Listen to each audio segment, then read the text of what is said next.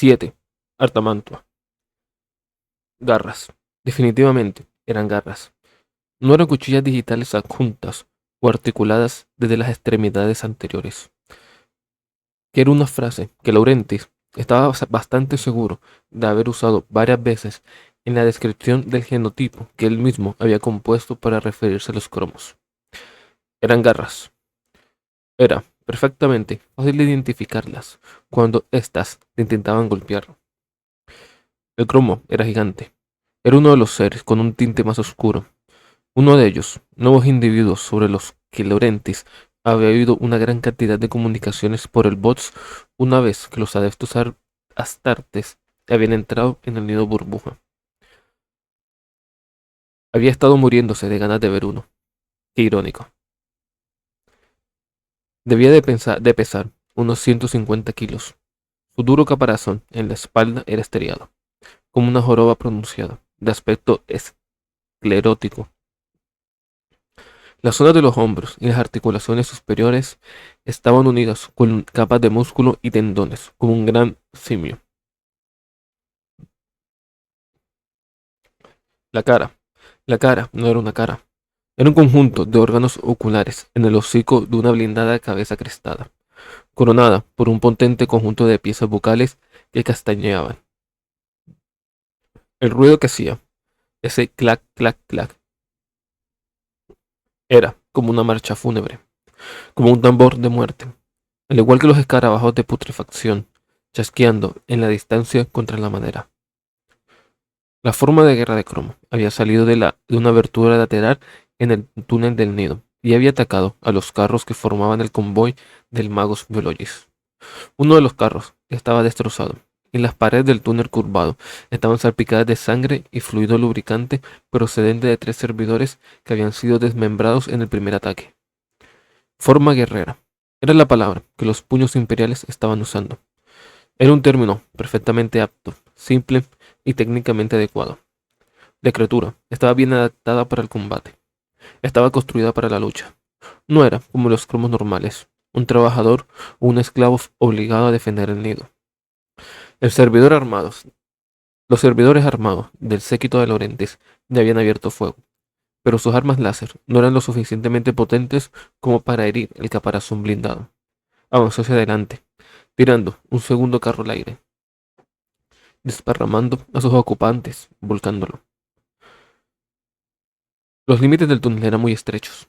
No había ningún lugar para correr al que moverse sin aire para respirar. La luz era pobre, y el fuego de las armas estaban causando una intensa alteración visual. Todo el mundo estaba gritando. Los disparos láser aullaban. Laurentiis pudo escuchar la voz de un servidor de comunicaciones que trataba de volver a conectarse con el señor del capítulo. Se vio reado. Estaba exactamente donde no quería estar. Exactamente donde había pasado toda su carrera tratando de no estar. Estaba atrapado en la locura indomable del combate. Sálvese, magos, me dijo el servidor piloto junto a él en un tono plano y extrañamente triste, con el cableado y los huesos unidos a la posición de conducción del carro. El servidor difícilmente podía escapar. Aún así, Larentis quería gruñir de indignación. ¿Salvarse a sí mismo? ¿Cómo? ¿Hacia dónde podía correr? ¿Hacia el túnel? ¿Lejos del convoy de exploración? ¿Internarse más? ¿Y solo en el nido? Se oyó un golpe agudo. La forma guerrera se había estrellado contra uno de los servidores armados. Sus garras habían rajado el cromado torso bioorgánico como si fueran cinceles.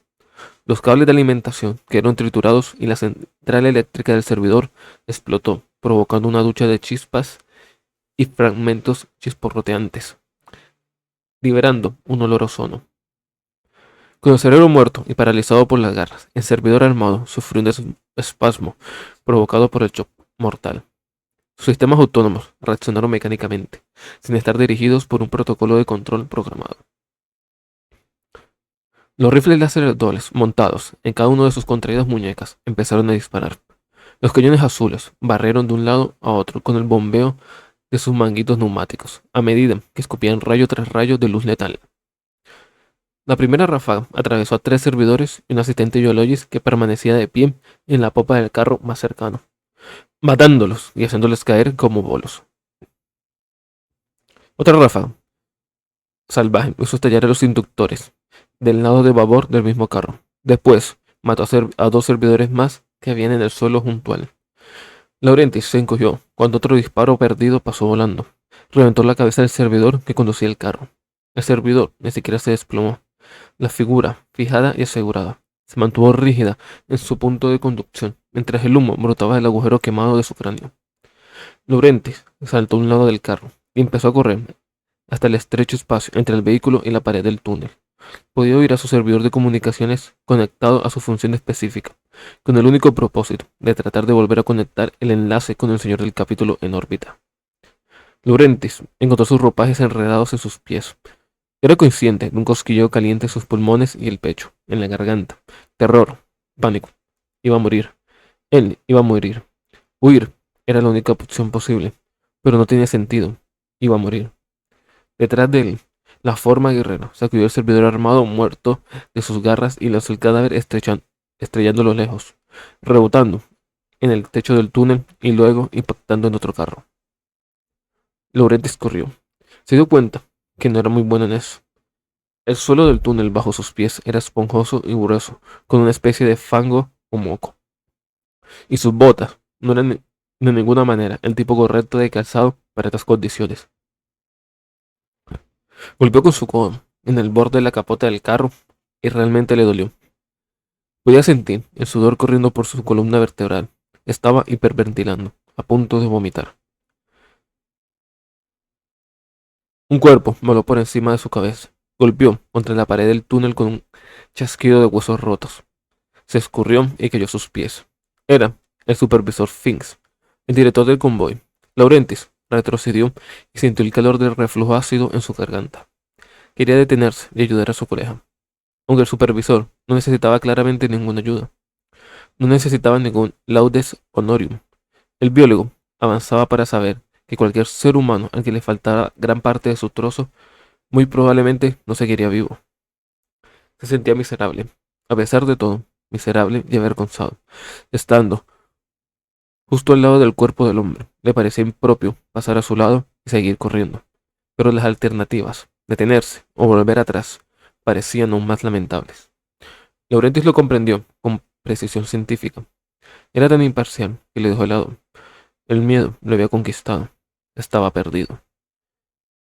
El carro del que se había bajado, el vehículo en el que había estado en marcha hasta hace poco, de repente volcó y chocó contra un lado del túnel, deformado y doblado.